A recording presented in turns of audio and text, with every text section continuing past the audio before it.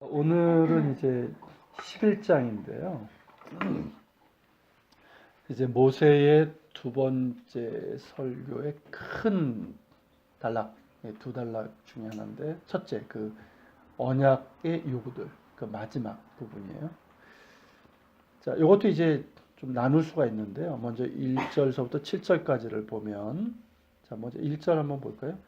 그런즉 내 하나님 여호와를 사랑하여 그가 주신 책무와 법도와 규례와 명령을 항상 지키라. 1절서부터 7절까지의 제목이라고 할 수 있죠.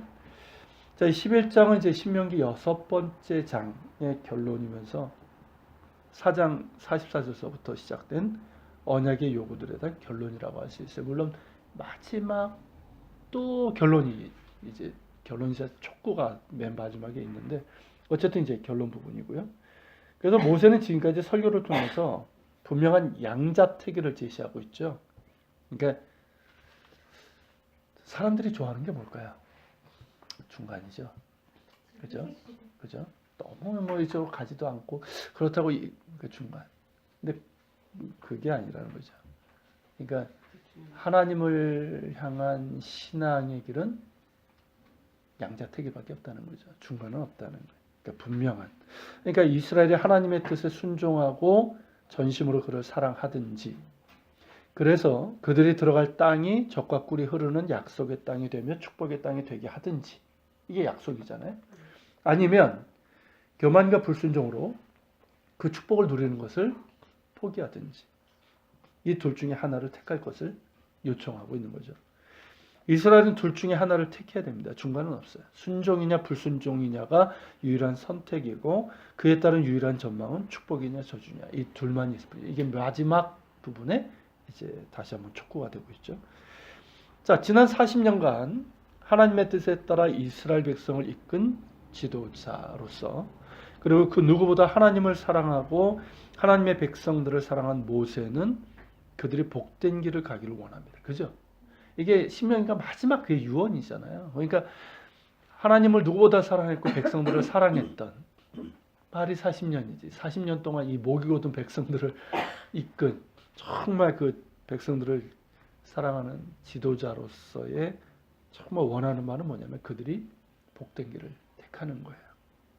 그러게 모세는 그 결론부에서 다시 쉐마로 돌아가서, 이 신명기는 이 쉐마가 여러 번 강조되죠. 이스라엘 백성들에게 내 하나님 여호와를 사랑하여 그가 주신 책무와 법도와 규례와 명령을 항상 지키라, 이렇게 강권하고 있는 것이죠. 신명기에서 거듭해서 강조하는 것이 쉐마, 곧 내 하나님 여호와를 사랑하라는 것인데, 이는 신명기의 중심 주제이면서 성경 전체의 중심 명령이고 우리가 따라야 될 생명의 길이고 의롭고 복된 길이죠. 예수님께서도 이걸 가장 큰 계명으로 말씀하셨고, 그러므로 이스라엘은 물론 우리 모두는 성경을 통해서 계시되고 예수를 통해서 온전히 계시된 하나님을 나의 마음과 뜻과 힘을 다해 사랑해야 되고 그분의 말씀을 순종하며 사랑해야 되는 것이죠.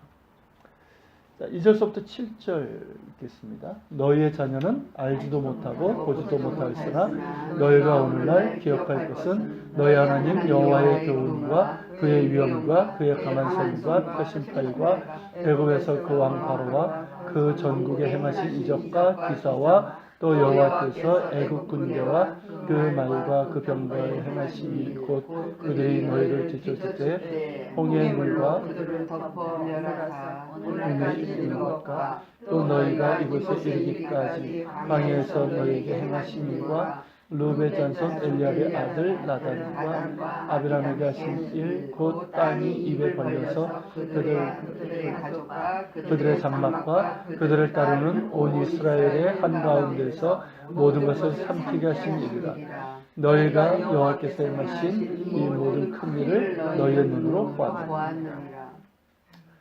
자, 이렇게 하나님을 사랑하고 그분의 말씀에 순종해서 살아가려면 기억해야 되죠. 그러니까 성경을 해서 누누이 기억하라라고 하는 거예요. 기억할 때 감사할 수 있고, 기억할 때 사랑하고 순종할 수 있는 거죠. 그러니까 뭘 기억해야 되냐? 하나는 긍정적인 역사이고 다른 하나는 부정적인 역사라는 거죠. 그러니까 이건 똑같은 것 같아요. 우리의 삶에도 역사가 있잖아요. 거기엔 정말 긍정적인 부분도 있고 부정적인 부분도 있죠. 하나님과 관계에서 조금만 하나님의 사랑을 순종했을 때가 있지만 그러지 않았을 때도 있잖아요. 근데 어떤 것만 기억하고 싶습니까? 우리는 사실 긍정적인 거. 근데 아니에요. 부정적인 것도 기억을 해야 돼요. 그걸 이제 다 얘기하고 있는 거죠. 그들은 먼저 이제 그들의 하나님 야훼께서 행하신 이 모든 큰일, 깨를 지우세요. 그들의 하나님 야훼께서 행하신 이 모든 큰일, 그 야훼께서 애굽에서부터 광야를 거쳐 지금 이곳에 이르기까지 행하신 이 모든 일들을 기억해야 됩니다. 그들의 자녀는 알지 못하고 보지도 못하였지만 그들은 그것을 직접 본 사람들이에요. 물론 출애굽 때 성인이었던 사람은 다 죽었지만 그때 어렸던 사람들은 아직 살아있거든요. 그들은 어렸지만 이것을 보고 경험했거든요. 그리고 광야에서는 모두가 경험을 했고 그걸 얘기하고 있는 거죠. 그것을 이제 직접 본 사람들. 그들은 이제 이스라엘의 밤에 구원받은 초태생의 아이들이에요. 그리고 광야에서 태어나 자란 세대들이 같이 포함되어 있죠. 그들은 어린 나이였지만 하나님께서 행하신 이 모든 큰 일을 보았고 그 교훈도 알고 있어요. 이제 그들은 적어도 이제 40세가 넘은 부모 세대가 되었죠. 그들의 부모 세대가 하나님께서 행하신 일들과 그 교훈을 잊고 반역적인 불순종을 일삼았고 그 결과 약속의 땅을 유업으로 받지 못한 일도 기억해야 되는 거예요. 그죠? 그 일들 역시 그들은 보았고 알고 있어요. 이 모든 일들을 결국 잊어서는 안 됩니다. 그 까닭은 그들 자신은 물론 그들의 자녀들과 후손들을 위함이죠. 잊지 말고 기억할 뿐만 아니라 자녀들에게 가르쳐 지키게 해야 합니다. 그 내용이 18절부터 20절에서 쉐마의 내용으로 강조되고 있는 거죠. 자, 그리고 이제 8절부터 17절은 이제 이 가나안 땅, 그 땅이 젖과 꿀이 흐르는 땅이 될 수 있는 조건에 대해서 말씀하고 있는데 기가 막힌 말씀이에요, 사실은. 자, 먼저 이제 8, 9절을 읽어보면 그러므로 너희는 내가 오늘 너희에게 명하는 모든 명령을 지키라. 그리하면 너희가 강성할 것이요 너희가 건너가 차지할 땅에 들어가서 그것을 차지할 것이며 또 여호와께서 너희의 조상들에게 맹세하여 그들과 그들에게 후손에게 주주하고 하신 땅 곧 젖과 꿀이 흐르는 땅에서 너희의 날이 장구하리라. 자, 이 8, 9절 이 두 절은요. 이스라엘이 이제 가나안 땅에 들어가고 그 땅을 누리는 조건으로 순종이 분명히 필수적이라는 것. 그리고 이스라엘의 조상들에게 하신 약속의 성취로서의 가나안 땅은 은혜의 선물이라. 이 두 가지를 말씀하고 있는 거예요. 그러니까 그 땅을 차지하는 것, 그들의 힘으로 차지하는 것이 아니라 뭐예요? 하나님의 언약에 따른 은혜의 선물이고, 그리고 그 땅에 그들이 들어가고 그 땅에서 축복을 누릴 수 있는 조건은 뭐다? 순종. 왜? 하나님의 땅이기 때문에. 그죠? 은혜의 땅이기 때문에. 그리고 때문에 보다 정확한 순서로 보면 뭘까요? 하나님께서 그들의 조상들에게 주신 약속이 먼저죠. 먼저이고, 그러기에 가나안 땅은 신실하신 하나님의 은혜이며 약속의 성취입니다. 앞서 모세는 이 점을 눈을 강조했죠. 그러기에 그들이 가나안 땅에 들어가 차지하는 것은 전적인 하나님의 은혜이고 언약의 성취라는 것을 기억해야 되고 그에 합당한 삶, 즉 하나님을 사랑하며 그 명령에 순종하는 삶이 따라야 됩니다. 그럴 때 그들은 그 땅에서 강성할 것이고 하나님께서 주시는 은혜와 복을 누리며 젖과 꿀이 흐르는 땅에서 그들의 날이 장구하게 될 것이죠. 자, 그리고 이제 본론이 이거예요. 10절부터 17절 읽겠습니다. 내가 들어가 차지하려 하는 땅은 내가 낳은 애굽 땅과 같지 아니하니 거기에서는 너희가 파종한 후에 발로 물대기를 채소밭과 샘과 같이 하였거니와 너희가 건너가서 차지할 땅은 산과 골짜기가 있어서 하늘에서 내리는 흡수하는 땅이요 내 하나님 여호와께서 돌보아 주시는 땅이라. 연초부터 연말까지 내 하나님 여호와의 눈이 항상 그에 있느니라. 내가 오늘 너희에게 명하는 내 명령을 너희가 만일 청종하고 너희 하나님 여호와를 사랑하여 마음을 다하고 뜻을 다하여 섬기면 여호와께서 너희 땅에 이른 비 늦은 비를 적당한 때에 내리시리니 너희가 곡식과 포도주와 기름을 얻을 것이요 또 가축을 위하여 들에 풀이 나게 하시리니 내가 먹고 배부를 것이라. 너희는 스스로 삼가라. 두렵건대 마음에 미혹하여 돌이켜 다른 신들을 섬기며 그것에게 절함으로 여호와께서 너희에게 진노하사 하늘을 닫아 비를 내리지 아니하여 땅이 소산을 내지 않게 하심으로 너희가 여호와께서 주신 아름다운 땅에서 속히 멸망할까 하노라. 이 부분은요 정말 탁월한 성경 지리 요약입니다. 제가 이제 뭐 우리 교회에서도 이제 성경 지리 이제 오후 성경 강좌 때 이걸 쭉 했었고, 그리고 신학교에서도 이제 성경 지리를 강의할 때 이제 개론을 쭉 하면서 개론의 결론으로 강조하는 성경 구절이 바로 이거예요. 이거는 이제 하나님께서 직접 주신 말씀인데 천지를 지시고 약속의 땅을 주신 하나님의 지리적인 설명이에요. 정말 탁월해요. 우리는 이제 성경 이 이스라엘 땅을 지리를 연구하고 여러 가지 연구하면서 얻은 결론이잖아요, 사실은. 근데 이미 이때 하나님께서 다 말씀해 주신 거예요. 기가 막힌 거예요. 그러니까 최고의 성경지리 교사입니다. 자, 가나안 땅은 여기 이제 10절에 나오는 것처럼 애굽 땅과 지형과 지리에 있어서 매우 다릅니다. 내가 들어가 차지하려는 땅은 내가 나온 애굽 땅과 같지 아니하다라고 말씀하시잖아요. 이 같은 건조 지역이에요, 분명히. 그리고 가깝고, 그리고 비옥한 초승달지대에 속해 있지만 가나안 땅과 애굽 땅은 지형과 지질에 있어서 전혀 다릅니다. 자, 이집트는 나일강의 선물이다. 이게 고대 이제 역사가 헤로도투스가 말한 거잖아요. 실제로 이 이집트 문명은 나일강의 주기적인 범람에 의해서 만들어졌거든요. 이집트는 사실 나일강 주변을 빼고는 다 사막이에요. 만약에 나일강이 없으면 아무런 쓸모없는 땅이에요. 근데 이제 그 한가운데로 나일강이 쫙 흐르잖아요. 그리고 주기적인 범람에 의해서 이 이집트 문명이 이제 만들어지게 된 건데, 이 나일강은 이제 거꾸로 돼 있죠. 우리가 볼 때는 이 한강 남가북으로 하는데 남쪽에서부터 북쪽으로 쭉. 사실 이제 지구를 이렇게 보면 거꾸로 된 게 아닌데 어쨌든 그렇게 흘러요. 자, 이 쭉 따라가면은 아프리카 중부의 빅토리아 호수 아시죠? 알아요.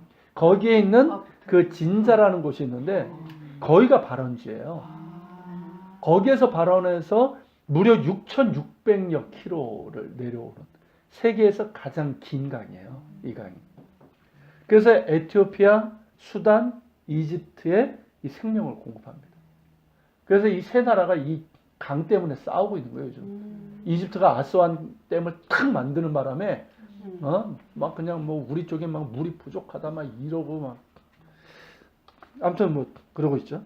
근데 이제 이 아프리카 이 중부 지역, 이 주기적인 범람은 뭐냐면 이집트 쪽이 아니에요. 상류 쪽이에요. 그 아프리카 고 빅토리아 그쪽이 보통 이제 사바나 지역인데 이쪽도 건기 우기가 있어요. 그래서 이제 우기 때 비가 확 쏟아지는 거죠. 그렇게 되면 그 강물이 상류일수록 이게 좁잖아요. 엄청나게 밀려가면서 토사가 같이 밀려가는 거예요. 그래서 이제 하루로 내려갈수록 이제 그 유속이 늦어지죠. 그러면서 이제 양쪽에 토사들이 쌓이게 되는 거예요. 물론 이제 아래쪽에도 범람이 되고 이렇게 되는 거죠. 그러면서 어떻게 될까요? 사막인 그 지역들이 비옥한 땅들이 쌓이게 되고, 그리고 물은 항상 나일강 워낙 큰 강이니까 물이 항상 있고, 그러다 보니까 이 나일강 주변을 비옥한 농경지대로 만들었고, 특히 이스라엘 백성들이 거주했던 고센 지방은 어디입니까? 나일 삼각주예요. 델타라고 하는 나일 삼각주. 이 삼각주가 많죠. 우리나라에도 낙동강 지역이 있죠. 근데 세계에서 가장 넓은 삼각주예요, 이 삼각주가. 그러니까 비옥한 토양이고, 현재 이집트 인구가 한 1억 가까이 되거든요. 근데 한 80-90%가 여기 몰려 살고 있어요, 이 나일 삼각주에. 그만큼 이제 비옥한 지역입니다. 자, 다음 페이지로 가서 보면, 자, 풍부한 물과 이 비옥한 토양의 삼각주에 위치한 고센 땅에서 이스라엘 백성은 어땠을까요? 물론 노예로 있을 때는 뭐 쉽지 않았겠지만, 그러지 않았을 때, 자, 농사를 기본적으로 지어야 되죠. 그러니까 노예는 기본적으로 농사도 짓고 노동도 해야 되는 거예요. 자, 농사 지을 때 어땠을까요? 어려웠을까요? 아주 손쉽게 농사를 지을 수 있어요. 아니 뭐 땅 비옥하지 물은 그냥 지천으로 깔려 있지 뭐가 걱정이에요? 손쉽게 농사를 짓고 풍성한 곡식을 얻을 수 있었죠. 그러니까 파종할 때도 어떻습니까? 발로 물대기를 채소와 댐과 같이. 이게 무슨 의미인지 아시겠어요? 그 모내기철에 가면 물 쫙 있고 옆 논에다가 물 할 때 어떻게 합니까?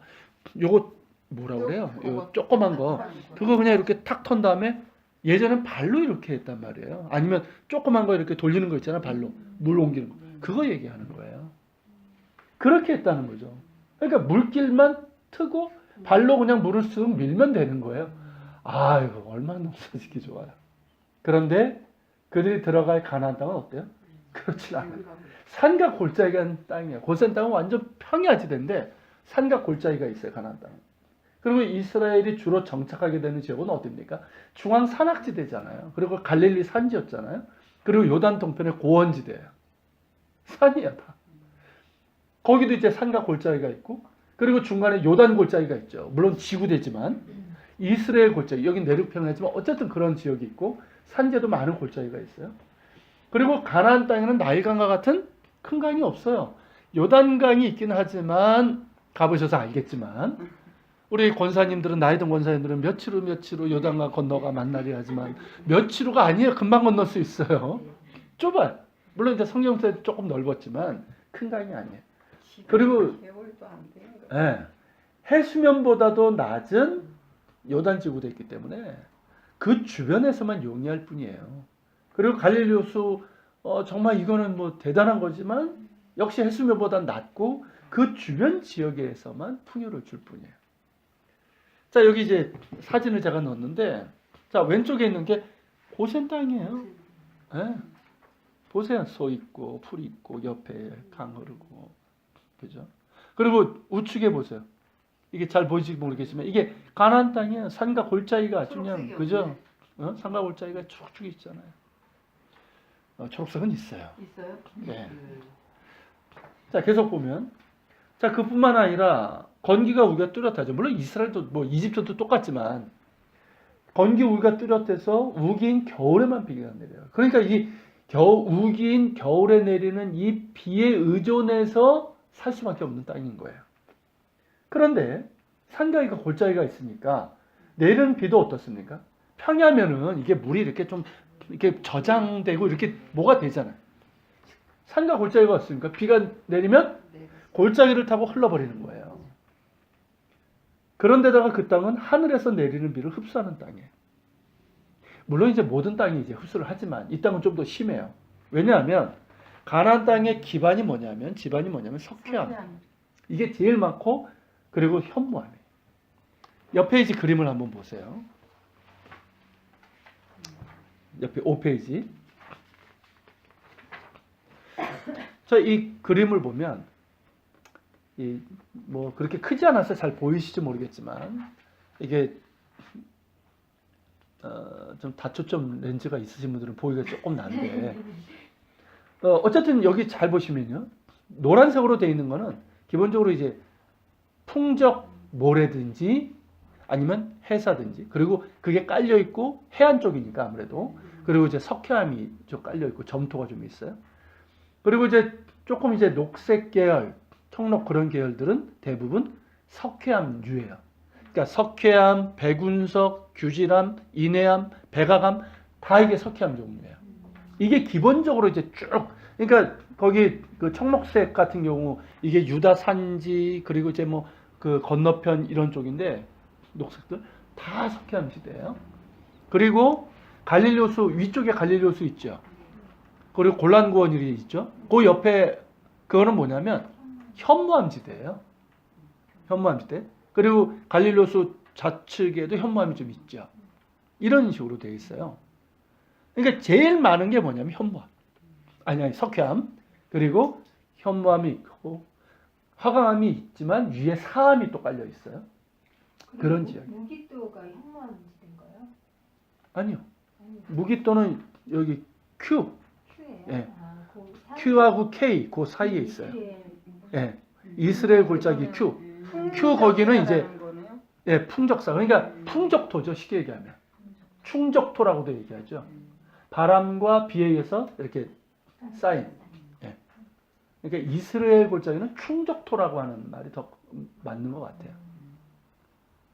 자, 어쨌든 이런 것이고 다시 이제 4페이지로 오셔서 보시면 자, 석회암은 우리나라 이제 그 영동 지역에 있잖아요. 그 속초인가요? 그쪽 삼척 그쪽에 많은데 이 석회암은 성질이 연약하죠. 그죠? 그리고 균열이 많아요. 그리고 물에 약해서 빗물이 잘 스며들고 지하수가 되고. 그러니까 비는 잘 흡수하는데 대신 지하수 보존은 참 잘 돼요. 사실. 지하수가 되어서 연약한 지층을 뚫고 나와서 샘을 이룹니다. 그래서 이 가나안 땅에는 샘이 많은 거예요. 그러니까 산지에서도 이렇게 살 수가 있는 거죠. 현무암 역시 어떻습니까? 크고 작은 구멍들이 많죠. 제주도, 우리나라 제주도가 현무암지대잖아요. 작은 구멍들이 많으니까 빗물이 금방 땅속으로 스며들고 낮은 지역에서 용천으로 솟아나서 샘을 이룹니다. 그래서 이 제주도에 가면 한라산 쪽에는 의외로 산에 올라가면 이 샘이나 약수 조금 있잖아요. 그게 거의 없어요. 오히려 해안 쪽에 이렇게 용천이나 샘이 있어요. 그게 현무암지대 특징이에요. 자, 어쨌든 이제 이런 형태고요. 자, 이를 보면 자, 야곱의 후손들이 출애굽 후에 광야에서 겪었을 이 낯섦과 당혹스러움, 그리고 곧센 땅을 그리워하는 마음 어느 정도 이해할 수 있겠죠. 그리고 이제 가나안 땅에 들어갔을 때도 굉장히 당황스러울 수밖에 없는 거예요. 물론 이제 그들은 뭐 애굽에서 농사지었던 세대들은 이제 뭐 했지만 그 기억은 있단 말이죠. 당황스러운 거죠. 문제는 뭐냐면 이집트의 고센 땅에 비해서 너무나 다르고 농경에서는 사실 열악한 조건이에요. 조건이지만 그 땅은 내 하나님 여호와께서 돌봐주시는 땅이며 연초부터 연말까지 내 하나님 여호와의 눈이 항상 그 위에 있느니라 라고 하신 땅이라는 거예요. 이게 중요한 거죠. 그러니까 천지를 지으시고 자연 만물을 주관하시는 살아계신 하나님께서 약속하신 땅이고 돌보아 주신 땅이기 때문에 애굽의 곧센 땅보다 열악한 환경임에도 젖과 꿀이 흐르는 땅이 될 수 있는 거죠. 지금 가면 어떨까요? 지금 이집트와 이스라엘 가면 어떨까요? 여전히 이집트는 나일강 상하수는 비옥합니다. 그렇지만 거길 보고 우리가 젖과 꿀이 흐르는 땅이라고 얘기는 안 해요. 근데 이스라엘은 딱 가면은 좀 척박한 걸 느껴요. 조금만 남쪽으로 내려가요. 근데 거길 보면서 젖과 꿀이 흐르는 땅이라는 표현을 우리는 할 수 있어요. 가보셔야지만 이제 알 수 있는 건데. 네, 그렇게 되죠. 결국 하나님께서 이제 돌봐주신 땅이 되는 거고. 자, 계속 좀 볼게요. 자, 여기 5페이지에서 제가 그림을 2개 넣었는데 아래쪽 그림을 보면 여기 이제 그 유다 산지를 횡단면으로 잘랐을 때예요. 여기 이제 염해, 사해가 있잖아요. 자르게 되면 자, 염해 이게 요단 골짜기죠. 요단 지구이죠. 자, 그걸 기준으로 해서 요단 서편, 그러니까 가나안 땅 이쪽 유다 산지 쪽은 다 석회암이죠. 그리고 연석회라고 되어 있는 부분이 바로 유대 광야 쪽이에요. 보통 우리가 이제 연석회라고 그러는데 그걸 백악암이라고 얘기합니다. 백악암. 그래서 유대 광야 쪽을 가게 되면 나무도 없거니와 황량한데 이게 비 온 다음에 햇볕이 쫙 비치잖아요. 그러면 하얗게 이렇게 보여요. 그걸 이제 초크라고 그러죠. 이 분필을 얘기하는 그죠? 백악암. 그래서 참 황량하면서도 매력이 있어요. 자, 그리고 이제 이 산지에서 지중해 쪽으로 가면은 연석회 지역이 또 나와요. 이 지역이 어디냐 하면은 쉐펠라라고 하는 지역이에요. 거기도 가면 땅이 푸석푸석하고요. 성경에 보면 그 삼손 이야기, 다윗과 골리앗 이야기가 있었던 그 지역이에요. 그래서 거기에는 그 시멘트 공장도 있어요. 석회 이게 있기 때문에. 이런 것들이 있죠. 그리고 이제 이 염해, 요단 골짜기, 거기는 이제 침전물이 당연히 있고요, 바닥에는. 그리고 이제 요단 동편이죠. 거기 가면 화강암이 있고, 그러니까 이게 요단 골짜기로 연결되어 있지만 판이 틀려요. 이 지질에서 이 판 얘기하죠. 우리나라는 이 뭐라 그래? 태평양 판이라고 그러나요? 이 판이 틀려요. 자, 화강암이 있고 그 위에 사암이 있어요. 사암. 요게 지금 염의 바로 옆이니까 요게 어디냐면 모압과 특별히 요 사암이 많은 지역이 어디냐면 에돔 산지예요. 에돔 산지 하면 붉은 모래 사암이 있어요. 굉장히 멋있죠. 페트라 그런 지역은 진짜 멋있어요. 가보셔야죠. 자, 계속 보겠습니다. 자, 그러한 축복을 누리고 살 수 있는 조건은 다름이 아니라 그들을 택하시고 구원하신 하나님의 명령을 청종하고 그들의 하나님 여호와를 사랑하여 마음을 다하고 뜻을 다하여 섬기는 데 있다는 거죠. 그럴 때 여호와께서 너희 땅에 이른 비 늦은 비를 적당한 때에 내리실 것이며 이게 중요해요. 그러니까 건기 우기가 딱 있고 강우량도 많지는 않지만 기가 막히게 이 땅은 석회암이 얼마나 비옥한 건지 아세요? 이게 이제 풍화작용에서 이제 그 쌓이잖아요. 물론 이제 돌도 많고 그렇지만 사실은 굉장히 비옥한 땅이에요. 현무암도 마찬가지고. 예, 현무암도 이게 깎여가지고 이렇게 쌓이게 되면 굉장히 비옥한 땅이에요. 그리고 일조량이 워낙 좋잖아요. 그죠? 그러니까 우리가 생각할 때는 강우량이 많지 않아요. 우리나라 절반도 안 되니까. 근데 이 이른 비, 그러니까 우기가 시작되는 그때 내리는 비와 끝날 때 내리는 늦은 비, 그리고 중간에 이제 본격적인 우기 12월, 1월, 2월 초까지 요때 비가 적정량만 딱 내리면 돼요. 그러면 어차피 벼농사 안 하잖아요. 밀, 보리 농사인데 기가 막히게 잘 되고요.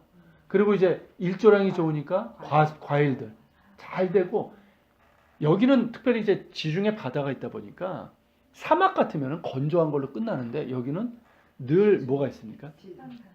습한 바람이 오면서 이슬이 내는 거예요. 일교차가 심하니까. 그래서 이슬을 통해서 이 나무들이 생장을 할 수 있고 열매를 맺고 수분을 하고 다 하는 거예요.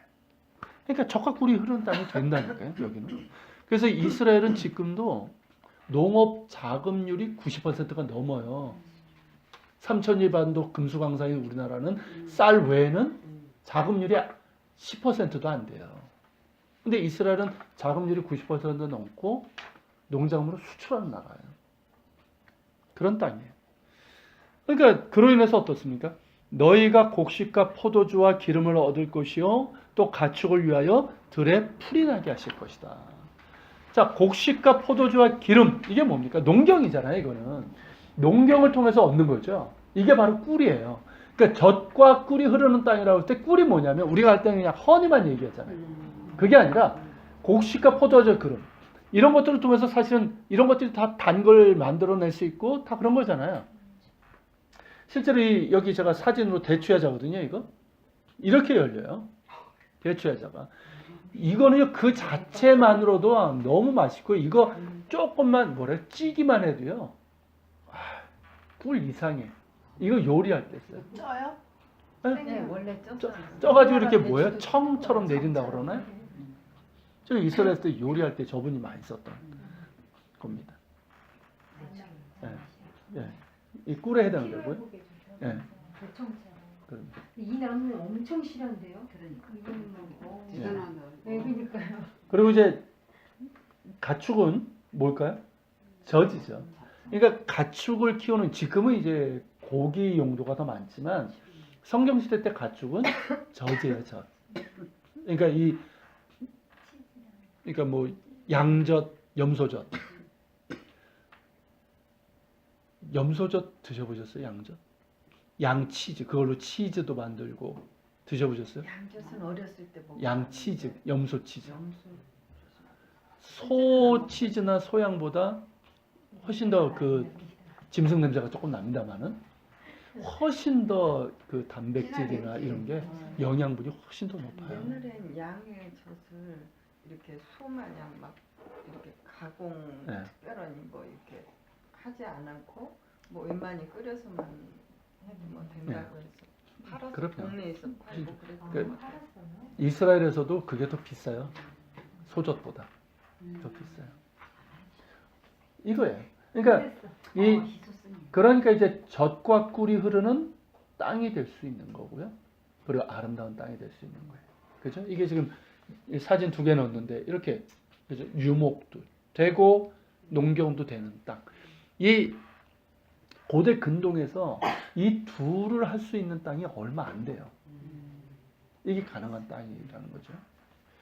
그리고 무엇보다 이제 이런 이제 그 복을 누릴 수 있고, 그리고 무엇보다 그런 믿음과 순종은 뭡니까? 그러니까 이런 복이 주어지지만 이 복을 얻기 위해서는 아니잖아요. 이건 사실은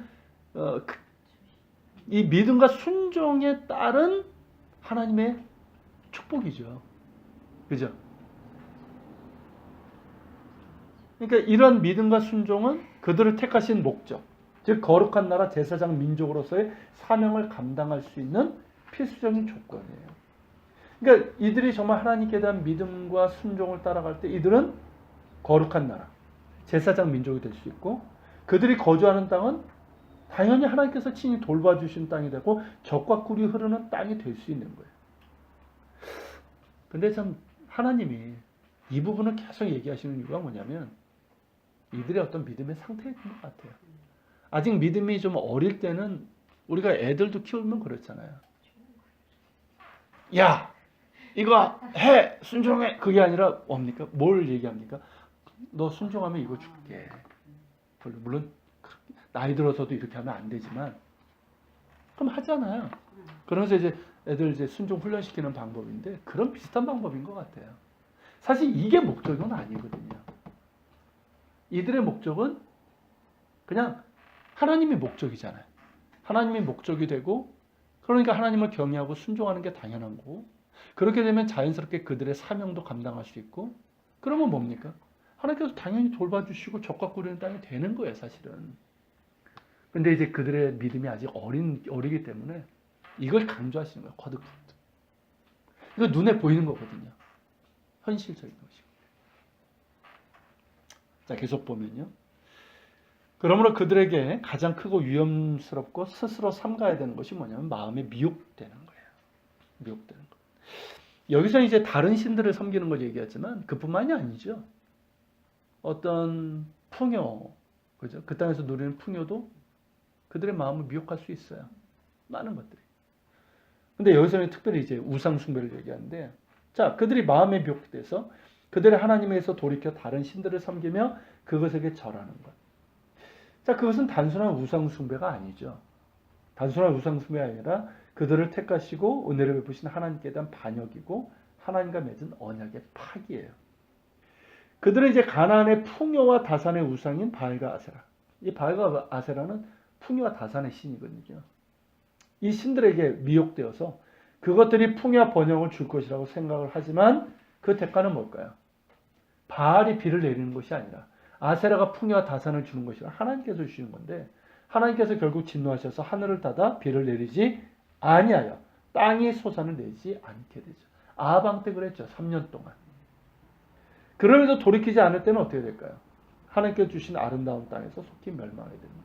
결국은 북왕국이 훨씬 더 비옥한 땅인 건 아시죠? 강우량도 많고 먼저 아수르에게 멸망했고 남유다도 결국 바벨론에게 멸망하고 말죠. 그래서 그 땅이 그들을 토해내고 말았죠. 그죠? 바벨론의 포로로. 그럼에도 그들을 다시 돌아오게 하시고 돌이키시 한 건 정말 하나님의 자비예요. 자, 가나안 땅을 앞둔 이스라엘 백성은 이를 기억할 뿐만 아니라 명심하고 또 명심해야 됩니다. 그 땅을 주신 분은 그들을 택하시고 구원하신 거룩하시고 살아계신 야훼 하나님이십니다. 자, 그 다음에 이제 18절부터 25절은요. 이제 이스라엘과 그들의 자녀들에게 반드시 해야 될 일들을 중심으로 얘기하고 있어요. 먼저 18절, 21절. 이러므로 너희는 나의 이 말을 너희의 마음과 뜻에 두고 또 그것을 너희의 손목에 매어 기호로 삼고 너희 미간에 붙여 표를 삼으며 또 그것을 너희의 자녀에게 가르치며 집에 앉을 때든지 길을 갈 때든지 누워있을 때든지 일어날 때든지 이 말씀을 강론하고 또 내 집 문설주와 바깥문에 기록하라. 그리하면 여호와께서 너희 조상들에게 주리라고 맹세하신 땅에서 너희의 날과 너희의 자녀의 날이 많아서 하늘이 땅을 덮는 날과 같으리라. 자, 가나안 땅의 지형적인 특징들과 그들의 언약에 충실할 때 그들을 충실히 돌보시겠다는 하나님의 언약의 약속, 이 두 가지를 얘기했죠. 이 두 가지는 자연스럽게 쉐마로 돌아가게 돼요. 이스라엘은 이 말씀들을 그들의 마음에 새기고 그들의 호흡과 영혼. 우리 성경에는 이제 뜻이라고 번역되어 있지만 히브리어 원어로는 네페시가 첫 뜻이 뭐냐면 목구멍, 호흡이라는 뜻이거든요. 그리고 영혼이라는 뜻을 갖고 있어요. 그러니까 우리의 마음의 세계뿐만 아니라 우리가 살아가면서 호흡하잖아요. 살아가면서. 그리고 우리의 깊은 영혼 속에 간직을 해야 된다는 거죠. 또한 그들의 손목과 미간에도 표시하며 기억해야 되고, 이게 그때 한번 말씀드렸죠. 어떤 의미인지. 물론 이제 이게 나중에 만들어지긴 했지만 그렇게 이제 기억해야 되고, 집의 문설주와 바깥문에도 기록하여 들어오고 나감에 있어서도 늘 주의 말씀을 기억해야 되고, 뿐만 아니라 그들의 자녀들에게 가르치되, 자, 집에 있을든지 누워 있을 때든지 길을 갈 때든지 시장에 갈 때든지, 이게 뭐냐면 일상의 모든 영역 속에서 가르쳐야 된다는 거죠. 쉽게 하면 뭐 집에서 있을 때 그러니까 참 이런 것들을 많이 잃어버린 것 같아요. 요즘 사회는 일단 애들하고 대화할 시간이 별로 없고, 그리고 이제 가족끼리 같이 모여도 TV 앞에, 핸드폰. TV는 나의 목자시니 TV 앞에 있는 경우가 있고, 그리고 요즘은 목자가 또 제각각이죠. 스마트폰은 나의 목자시니 이러고 흩어져 있고, 그러니까 이런 이야기를 할 수 있는 시간들이 전혀 없어지고, 또 뭐 밖에도 마찬가지고. 그게 참 가정교육이 이제 사실 이제 무너지면서, 이스라엘도 그래요. 그러면서 예전과 같은 유대인 교육이 점점 위태해지고 있는 거예요. 문명이 들어가서. 예. 근데 이 방법이 없는 것 같아요. 가르치고, 그러니까 일상에서 시장을 가면서 사람들과 만나면서 사실 우리가 접하는 것들이잖아요. 그 속에서 어떻게 돼야 되고 어떻게 해야 되고, 또 시장에서 뭘 할 때는 어떻게 해야 되고, 이런 것들을 자녀들에게 가르치라는 거죠. 결국 그 얘기예요. 일상의 모든 영역에서 하나님을 사랑함과 그 뜻에 순종함을 가르치라는 거죠.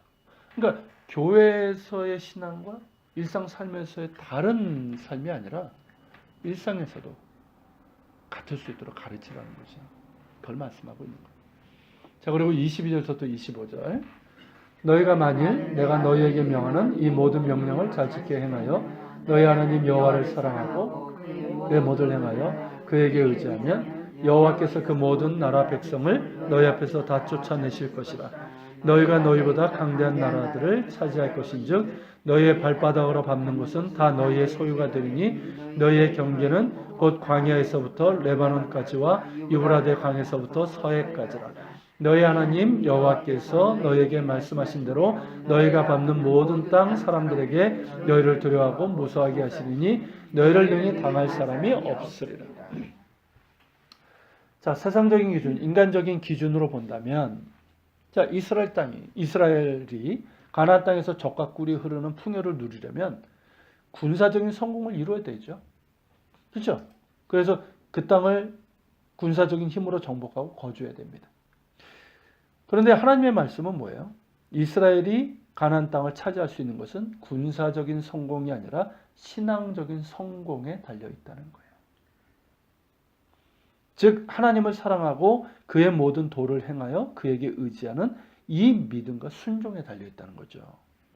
그들이 여기에 성공한다면, 즉 하나님을 사랑하고 그들의 순종하며 사랑한다면 하나님께서 친히 그들의 적을 쫓아내실 것이고, 그게 여리고에서 보여주신 거잖아요. 그리고 그들이 밟는 것이 다 그들의 소유가 되고 그들은 하나님께서 약속하신 경계까지 이르게 될 것입니다. 그들의 약속하신 땅의 경계로 언급된 곳이 어디예요? 광야에서부터 레바논. 광야가 어딜까요? 네게브 광야, 시내 광야에 있는, 거기에 보면 애굽 시내라는 데가 있어요. 와디. 거기까지 얘기하는 거예요. 그리고 레바논까지, 두로와 시돈 그 경계가죠. 페니키아. 그리고 유브라데 강까지. 그리고 서해까지. 서해가 어딜까요? 서해. 지중해예요, 지중해. 네. 근데 이게 언제 성취가 되냐면 다윗 왕 때 성취가 돼요. 그리고 솔로몬 때까지 이어지게 됩니다. 이때는 정말 제국이라고 할 수 있는, 그러니까 뭐 근동의 어떤 나라하고 견줄 수 있는, 그러니까 이제 뭐 주변에 있는 나라들이 이제 조공을 바치고, 그런 이제 어떻게 하면 이 다윗 솔로몬과 화평할 수 있을까, 그렇게 이제 하게 되죠. 얘는 이제 하나님을 사랑하고 그도에 순종했던 하나님의 마음에 합한 사람, 다윗이 있었기 때문이죠. 그래서 이스라엘 사람들이 다윗을 그리워하는 거예요. 다윗이 중요한 것이 아니라 하나님을 경외하고 순종하는 거죠. 자, 마지막 부분입니다. 이제 이스라엘 앞에 놓인 선택 26절부터 32절인데, 자 26절부터 28절 읽겠습니다. 내가 오늘 복과 저주를 너희 앞에 두나니 너희가 만일 내가 오늘 너희에게 명하는 너희의 하나님 여호와의 명령을 들으면 복이 될 것이요, 너희가 만일 내가 오늘 너희에게 명령하는 도에서 돌이켰거나 너희 하나님 여호와의 명령을 듣지 아니하고 본래 알지 못하던 다른 신들을 따르며 저주를 받으리라. 예. 자, 이 단락은 모세의 이제 두 번째 설교, 뭐 설교라고 연설이라고 할 수 있는데, 언약의 요구들로 구분할 수 있는 부분, 4장 44절부터 11장 32절의 결론 부분에서 결단을 촉구하는 성격을 갖고, 뭐 계속 양자택일을 이제 요구했잖아요.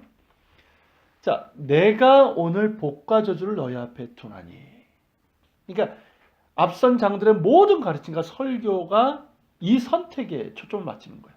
하나님께서 너희 앞에 복과 저주를 두었는데 이 둘 중에 하나를 택하라라는 거죠. 자, 이스라엘에게 놓여진 선택은 뭡니까? 하나님께 대한 순종과 반역, 이 둘이고 중간이나 다른 것은 없는 거예요. 그리고 그 선택에 따라 복과 저주가 이어지게 될 겁니다. 이 선택에는 현재와 미래가 공존해요. 즉 언제 선택하는 겁니까? 오늘 선택하는 거예요. 우리는 늘 어떻게 하죠? 다음부터. 다음. 오늘까지 내일. 그래, 오늘까지니까 내일부터. 내일부터 다요. 안 되죠, 절대. 그러니까 오늘 선택하는 거예요. 그러니까 성경에 보면 오늘 택하라. 지금 택하라. 그렇죠? 오늘 선택해야 되고, 그 선택은 미래 운명을 결정하는 거예요. 너무나 중요한 선택이기 때문에 이스라엘은 가나안 땅에 들어가서 그 땅의 중심에 있는 세겜에 가서, 이스라엘 전체적으로 이렇게 보면 세겜은 굉장히 중요하고요. 거의 가나안 땅의 중심되는, 그러니까 세겜과 헤브론이에요, 사실은. 예루살렘이 나중에 중심이 되지만 세겜. 이 세겜에 가서 의식을 행해야 돼요. 세겜에는 양편에 산이 있는데 요 그림 제가 넣었죠. 자, 그림을 한번 먼저 보세요. 위에 있는 사진을 보면 이게 이제 동쪽변에서 찍은 사진인데, 세겜이라는 뜻이 뭐냐면 여기에 목덜미, 여기 목덜미 있죠. 그리고 양 어깨를 이렇게 올려보세요. 딱 오면은 그리심산, 에발산, 여기가 세겜이에요. 세겜이 목덜미라는 뜻이에요. 세겜. 예. 그래서 남쪽, 이게 사진에서는 좌측인데 보세요. 나무들이 쫙 있죠. 여기가 그리심산이고 우측 나무가 없는 이 북쪽인데 여기가 에발산이에요. 그리심산은 700여 미터 되고요. 에발산은 800여 미터 됩니다. 해발. 그러니까 세겜은 이미 산 위에 있는 거예요. 자, 그리고 아래쪽 사진은 항공 파노라마 사진이에요. 요걸 보면 이제 세겜, 쉐켐이라고 되어 있죠. 세겜. 여기 이제 성경 시대 때 세겜 성이 있었고요. 그리고 이제 좌측 남쪽에 마운트 게라짐, 이 그리심산이고, 이 그리심산에 사마리아인들의 그 성전이 있었어요. 그리고 실제로 사마리아인들이 여기 살아요. 한 600명 정도 후예들이. 그리고 건너편에 마운트 에발산이죠. 여기 가면은 여호수아 때 만든, 실제로 이제 여기 가서 그걸 행하거든요. 의식을. 그때 만들어진 제단이 있어요. 유적이 발견됐어요. 그리고 이제 에발산 밑으로 내려가면, 평지로 내려가면 시카르라는 데가 있죠. 시카르 표시되어 있죠. 여기가 수가성이에요. 요한복음 4장에 나오는 수가성 여인 있죠. 사마리아 여인. 그 여인이 물 길러 간 데가 어딘지 찾아보세요. 네, 제이콥스 웰 나오죠. 그죠? 건너편 쪽에 야곱의 우물. 여기 가서 물을 길었을 때 예수님을 만나게 된 거예요. 그죠? 여기 볼 수가 있어요. 자, 다시 여기 내용을 보면, 자, 세겜에는 양편에 이제 산이 있죠. 남쪽에 그리심산, 북쪽에 에발산. 그런데 이제 우리는 이제 사진으로 볼 땐 동쪽에서 봐가지고 이렇게 돼 있지만 이스라엘 백성이 설 때는 반대 방향으로 세겜에서 동쪽을 바라봐요. 왜냐하면 동쪽이 항상 앞이거든요. 동쪽을 바라보면서 우측 항상 오른쪽을 중요하게 여겼거든요. 그래서 오른쪽에 있는 그리심산에서 축복을 선포하고 좌측에 있는 에발산에서 저주를 선포했을 거예요. 그 탓인지 몰라도 지금 세겜에 가면 사진에서 보시면 그리심산에는 나무들이 우거진 반면 에발산은 황폐한 돌산으로 남아 있어요. 물론 본래 그런 특징 때문에 그렇게 했는지도 모르겠습니다만은. 자, 중요한 것은 뭐냐면 세겜에서의 복과 저주의 선포 의식이 갖는 의미예요. 그 땅은 그들의 하나님 여호와께서 그들에게 주시는 땅이며 하나님께서 그 땅을 반드시 차지하게 하실 겁니다. 그러하기에 그들에게 중요한 것은 땅의 정복보다 무엇? 하나님을 사랑하고 그가 베푸신 모든 규례와 법도를 지켜 행하는 거예요. 즉 순종을 선택해야 되고 그럴 때 그 땅은 젖과 꿀이 흐르는 땅이요 아름다운 땅이 될 것이고 축복과 생명이 그들 가운데 주어질 것입니다. 하나님의 백성들은 순종과 불순종의 갈림길에 늘 서 있어요. 그죠? 우리 일상이 사실은 늘 세겜이 있는 거예요. 늘 일상. 그렇지 않습니까? 순종과 불순종의 매 갈림길이 있는데 매 순간 우리는 선택을 해야 돼요. 그래서 하나님의 백성들은 그들의 미래를 복과 생명으로 엮어가야 되는 거예요. 물론 이제 우리에게 가장 큰 순종은 뭡니까? 믿음은 예수 그리스도를 나의 주님으로 영접한 거죠. 그래서 우리에게는 기본적으로 복과 생명의 길이 있지만 이게 이스라엘과 우리의 차이죠. 있지만 그럼에도 불구하고 우리도 어떻습니까? 날마다의 삶 가운데서 선택을 해야 돼요. 우리의 선택이 어떠냐에 따라서 우리는 계속해서 복과 생명으로 갈 수 있지만 아니면 어떻습니까? 점점 어두워지는 길로 갈 수 있는 거예요. 그렇지 않습니까? 영적인 충만, 침체가 결국 뭐예요? 그 선택 속에 있는 거 아니겠어요? 그런 의미에서 세겜의 이 두 산은 이스라엘 삶 가운데서 특별히 우리 그리스도인들의 삶 가운데서 여전히 놓여 있는 것이죠. 순종과 불순종, 복과 저주, 생명과 죽음. 무엇을 택할 것인가 하는 거죠. 자, 오늘은 여기서 마치겠습니다. 뭐 이야기하실 거나 뭐 질문 있으신가요? 세겜 땅에서 교정하고 나면 좋은데. 그럼 물을 길러 수가성의 여인은 그렇게 멀리 그러니까 수가성의 여인뿐만이 아니라 그 당시에는 그 물이 당시에는 없었기 때문에. 왜냐하면 우물을 판다는 게 쉽지 않잖아요. 그러니까 기본적으로 자연적인 이게 그 샘이 있고 그걸 기점으로 해서 우물을 만든 거거든요. 지금이야 뭐 이렇게 탐정하면 푹푹 뚫을 수 있지만 예전엔 쉬운 게 아니죠. 뭐 우리나라는 물이 좀 넉넉했지만 예전엔 다 물 길러 가지 않았습니까? 그죠? 그죠? 뭐 허준에서 보면 좋은 물 구하기 위해서 먼 데까지 가야 되잖아요. 그죠? 그 스승이 그러잖아요. 이걸 물이라고 따싸. 자기 볼 땐 좋은 물인데.